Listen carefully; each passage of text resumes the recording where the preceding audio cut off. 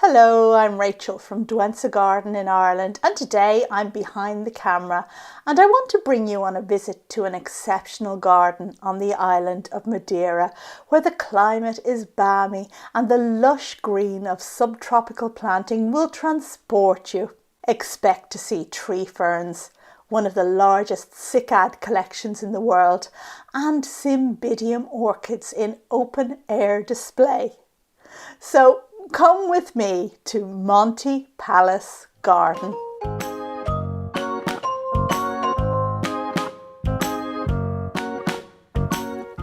Welcome to today's video, which is a tour of an exceptional garden on the island of Madeira. This garden is Monte Palace Garden and it's 70,000 square metres, approximately 17 acres in size. And it's built on a cliff face, making for lots of different levels and stunning views. Madeira Island is a volcanic island, so steep cliffs are everywhere. This garden came about gradually, starting in the 18th century when the English consul bought a property in the town of Monte and transformed it into a beautiful estate. In 1897, Alfredo Rodriguez acquired the estate, and inspired by the palaces on the River Rhine in Germany, he built a palace-like residence, which was later converted into a hotel named the Monte Palace Hotel. 100 years later, in 1987, the entrepreneur Jose Bernardo bought the property and began work on the garden we see today. The first thing that strikes the visitor is the clever use of different levels in this garden. Each visit is a journey along winding paths, up flights of steep steps, around leafy corners, and always with fabulous vistas revealing themselves. So, by the end of the day, with all of this climbing, you'll feel like you've done a day's workout. This garden contains a rich collection of plants from a wide variety of species. They come from the different continents, with special prominence being given to tree ferns from Australia and proteas and cycads from South Africa. The garden also uses indigenous plants from the Madeira forest known as Laurisilva. The indigenous laurel forests are an outstanding relic thought to be still 90% primary forest. They harbour ferns, cedars, laurels and canary laurels, among other plants. Plants grow so well here as a result of Madeira's subtropical climate, with hot summers and very mild winters, usually with year-round sunshine. In winter, there are frequent rain showers. The garden also benefits from an extensive system for water collection and distribution. This isn't restricted to Monte Garden, however, and Madeira Island's network of water drills, or lavada, have been instrumental in establishing its reputation as a garden island. We don't have to travel far before seeing the result of Jose Bernardo's fascination with China and Japan. He visited these countries and became enchanted by their history, culture and way of life. All of this he sought to mirror in his garden at Monte Palace.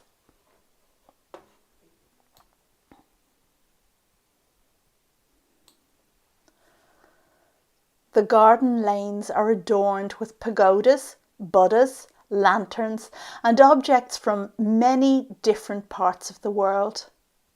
There are Portuguese stone arches, doorways and windows from the 19th century and coats of arms. Perhaps the oldest artwork is a bust of Emperor Adrian in Roman marble from the 2nd century AD. All these have been positioned throughout the garden, forming a contrast with the vegetation and adorning the visitor walkways. There are two recent purchases, a window and a niche of national heritage value dating from the Portuguese late Gothic period of 1495 to 1521. There are many sculptures and a renowned ceramic tile collection dating from the 15th century. From the garden entrance, there are 40 exquisite terracotta tile panels based on the theme of the history of Portugal. Starting in 1109, each panel pictorially explains a period in Portugal's history. So all in all, there is a lot of artwork in the garden. And in a lesser garden, this might give rise to a cluttered feeling. However, Monte Palace Garden is extensive enough to absorb the ornamentation seamlessly. The garden holds one of the largest collections of cycads in the world. Cycads are often described as living fossils since they first appeared in the Mesozoic era 200 million years ago. These robust plants overcame the great climatic changes from the Mesozoic era until now and have the characteristics of gymnosperms. Often confused with palm trees, these evergreen plants are dioecious. That means that each plant is either male or female. In addition, the female plants have ovules not enclosed in an ovary but arranged in carpels, forming a structure similar to a cone. Monte Palace Garden has more than 700 cycad plants belonging to roughly 60 different species planted here in 1988. Although cycads are highly sensitive plants, we're lucky enough to catch a glimpse of how these dinosaurs are propagated by the gardeners at Monte. There are orchids in the Monte Palace Garden, mostly cymbidiums. Cymbidiums are terrestrial orchids, and here at Monte, some of them are actually planted in the ground. However, the majority of the cymbidium display is housed in front of the palace. Plants are displayed in individual pots raised on a metal staging which allows good light and airflow. Here the plants can be given the protection of cover from the sun and frost. As you can see, this cover is essentially a permeable roof on a metal bracket which stretches over the cymbidium display. Under the roof, a pathway leads the visitor through the display, which is just on one side of the walkway. Unfortunately, as it's only December, we're a little early to catch the cymbidiums in flower. But as you can see, most plants already have fat buds.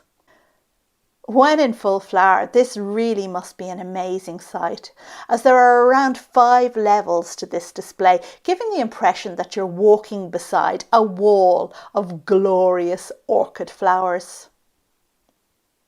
If you want to learn more about how they grow orchids outdoors in the subtropical climates of Madeira and the Canary Islands, then check out my video on techniques for growing orchids outdoors, which I'll link to at the end.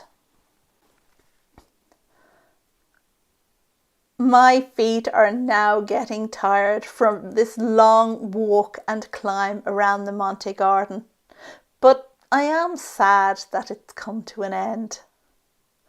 I hope that my video might be the fuel to ignite your interest in Madeira Island if you don't know it already, and perhaps to plan a visit yourself.